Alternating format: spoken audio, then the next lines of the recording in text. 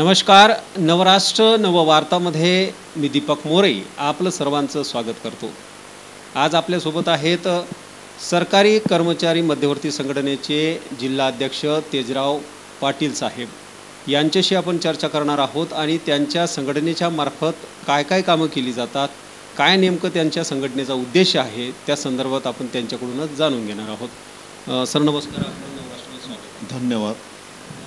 Sir मला सांगा की आपली जी सरकारी राज्य सरकारी कर्मचारी जी संघटना आहे, या संघटनेच्या मार्फत राज्यभरात किती कर्मचारी आहेत आणि ही संघटना स्थापन झाल्यानंतर नेमका याचा उद्देश काय आहे संघटना स्थापन करण्याचा? या राज्य सरकारी कर्मचारी संघटना समन्वय समितीमध्ये टोटल महाराष्ट्रात 17 लाख कर्मचारी आहेत आणि या 17 लाख कर्मचारी आज आपले संपावर गेलेले आहेत. आणि या संघटनेचा उद्देश हा आहे की कर्मचाऱ्यांना आर्थिक पाठबळ, सामाजिक पाठबळ, त्यांच्यावर होणारा अन्याय अत्याचार दूर करण्यासाठी ही संघटना स्थापन करण्यात माननीय रवी कर्णिक यांनी केलेली आणि त्यांच्या नेतृत्वात आजपर्यंत आम्ही पुढे काम करत आहोत. आणि ते काम करत असताना विविध प्रश्न शासनाकडे आमचे प्रलंबित आहेत. खाजगीकरण असेल, कंत्राटीकरण असेल, जुनी पेन्शन असेल, रिक्त पदांची भरती असेल, या अशा विविध मागण्या शासनाकडे प्रलंबित असून त्यासाठी आम्ही वारंवार शासनाला निदर्शनं करणे, निवेदनं देणे, संप मोर्चे आयोजित करणे, परंतु शासन याकडे दुर्लक्ष करीत आहे.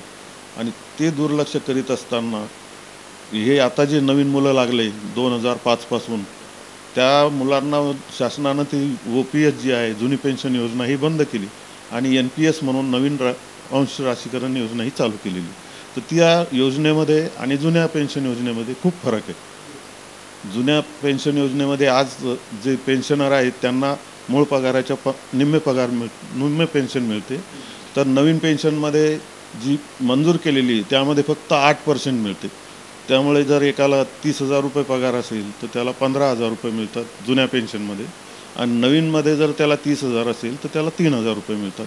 म्हणजे हा खूप मोठा डिफरन्स आहे. आणि याच्या वाढत्या महागाईच्या काळात हे त्याला जीवनचरित्र जगणं खूप कठीण होतं आहे. त्यांची मुलं बाळं, हे लहान मुलं, त्यांचं शिक्षण, दवाखाने, हे खूप, आणि त्यांचं पुढं जीवन जे आहे, पेन्शन निवृत्त झाल्यानंतर त्यांना कोणी आधार नसते, त्यामुळे त्यांना त्या पेन्शनवर त्यांचं पुढचं जीवन जगता येतं. म्हणून हे जुनी पेन्शन योजना लागू करणं ही खूप आवश्यक आहे. सर मला सांगा की जुनी पेन्शन योजना जे नवीन कर्मचारी आहेत त्यांना 8% जरी असली तरी एकदम ती पेन्शन नसल्यासारख्यातच जमा आहे. असं असताना जे नव्यानं कर्मचारी जे भरले जातात ते त्यांना त्यांचं उदरनिर्वाहाचं जे साधन आहे ते नसल्यासारखं आहे. परंतु मग त्यासाठी जे नवीन कर्मचारी भरती जी आहेत तीसुद्धा आता होत नाही आहे, कर्मचारी भरले जात नाहीत, बराचसा बॅकलॉग आहे.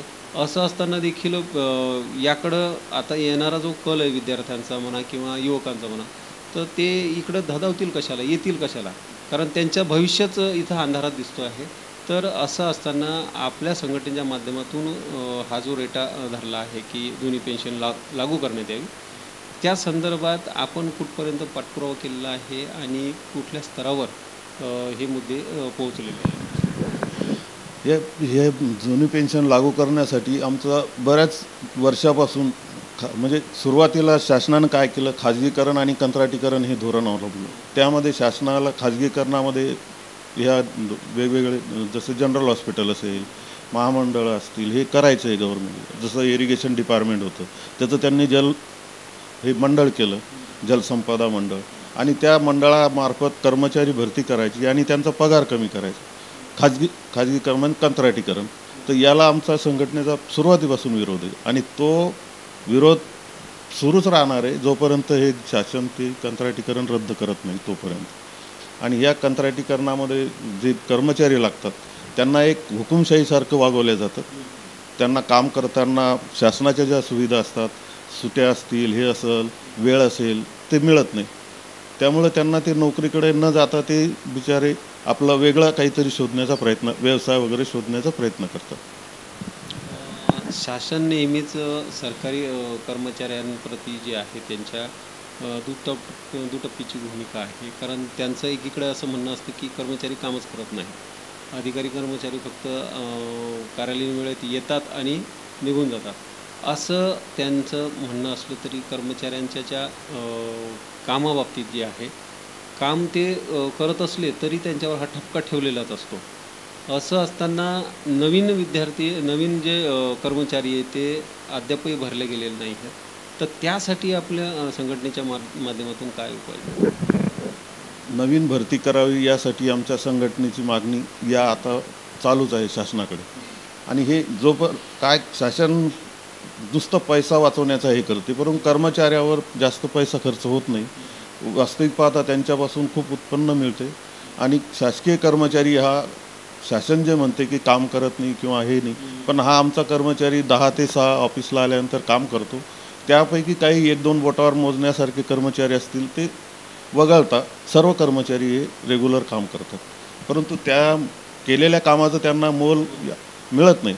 म्हणून मग काही कर्मचारी मग नोकरीचा विचार आता सध्या कमी करत आहेत. सध्या बेरोजगारी वाढलेली आहे, बेरोजगारांची मोठी फौज आहे. असं असताना शासन असं म्हणतं आहे की एका कर्मचाऱ्याच्या पगारात 4 कंत्राटी कर्मचारी या ठिकाणी काम करू शकतात, अशी त्यांची भूमिका सातत्यानं बघायला मिळते. मागं कंत्राटी कर्मचारी भरण्याच्या प्रक्रिया देखील सुरू झाल्या होत्या, पण शासनानं काही थांबवलेल्या आहेत. असं असताना आपल्याला वाटते की जुनी पेन्शन योजना ही सरकार लागू करेल? शासनानं हे कंत्राटीकरणासाठी 9 कंपन्यांची नेमणूक केली होती. त्या नेमणूक केलेल्या कंपन्यांच्या विरोधात संघटनेने आवाज उठवल्यानंतर त्यांनी तो GR सध्या रद्द केलेला आहे. आणि तो रद्द केलेला GR आता ते परत करतील असं तर वाटत नाही. त्यामुळे आणि जी आहे नोकर भरती, पण त्यांचा आता विचार आहे की आम्ही करतो सुरू, पण ती केल्यानंतर ती रेग्युलर जुनी पेन्शन योजना लागू होईल अशा हिशोबानं करावी, अशी ही आमची संघटनेच्या वतीनं त्यांच्याकडे मागणी आहे. निश्चितच या ठिकाणी तेजराव पाटील साहेबांनी त्यांच्या राज्य सरकारी कर्मचारी मध्यवर्ती सरकारी कर्मचारी संघटनेच्या वतीनं मागणी शासनाकडे रेटून धरलेली आहे की जुनी पेन्शन ही लागू करण्यात यावी. आणि जे सध्या अधिकारी कर्मचारी जे पेन्शनसाठी त्यांना 2005 नंतरच्या ज्या पेन्शन मिळणार नाही आहे, ती पेन्शन 8% त्यांच्या पगाराच्या 8% इतकीच त्यांना मिळणार आहे. म्हणून ही तुटपुंजी जी पेन्शन आहे ती नको आहे. त्यांना जुनी पेन्शन जी आहे ती त्यांची मागणी जी आहे ही सर्वात मोठी मागणी या ठिकाणी आहे. यासह वेगळ्या भागात आपण पुन्हा एकदा नवीन मान्यवरांसोबत या ठिकाणी चर्चा करणार आहोत. तोपर्यंत नमस्कार. नवराष्ट्र बुलढाणा.